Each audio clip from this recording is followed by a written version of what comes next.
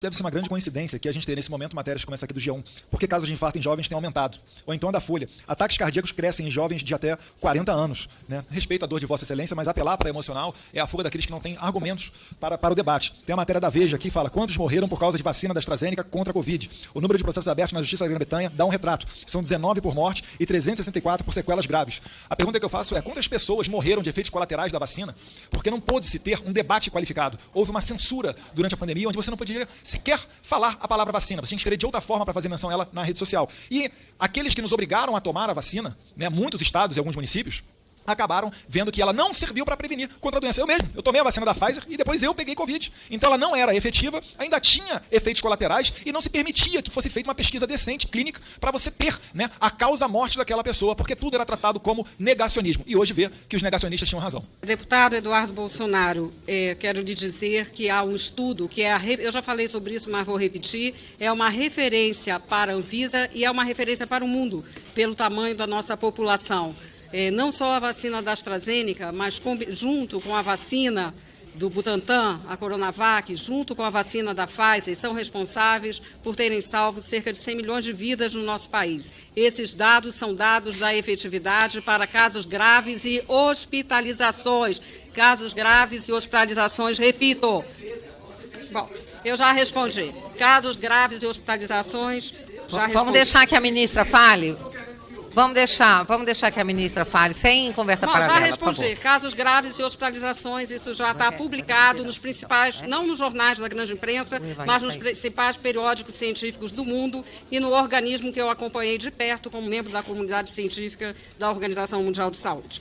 A campanha de vacinação tem que se colocar e é uma condicionalidade do Bolsa Família a obrigatoriedade da vacinação das nossas crianças e adolescentes, seguindo a lei, o Estatuto da Criança e do Adolescente. Temo pela vida das nossas crianças e adolescentes, porque em função do negacionismo presente, sim, no governo anterior, deputado, porque a compra de vacinas, e foi uma dificuldade a aquisição do Butantan, eu defendi todas as vacinas. Eu fui a principal responsável pelo acordo com a vacina da AstraZeneca e houve a medida provisória do governo anterior destinando recursos para isso, para colocar as coisas nos seus devidos lugares. A mudança em relação à vacinação da AstraZeneca é porque nós não estamos mais numa situação de emergência e, assim como outras vacinas, como é o caso da febre amarela, é possível, principalmente em pessoas menores de 40 anos, como evento raro, um caso de trombose. Então, hoje nós temos melhores soluções.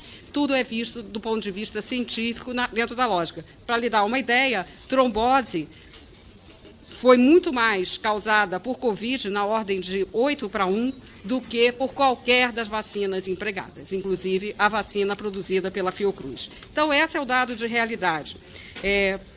Quero também dizer aqui que o negacionismo hoje é responsável pelo fato de crianças como meu neto Bento, que tem 7 anos e, felizmente, muito bem cuidado na nossa família, garantindo todos os seus direitos, crianças como ele estejam expostas à Covid, mas também a outras doenças, como poliomielite, que é um risco para o Brasil, como sarampo, que, infelizmente, retornou. Então, eu acho que todos nós temos que colocar a mão na consciência com relação ao que é questionamento e o que é inverdade, o que é fake news, como popularmente se coloca. Isso é muito grave.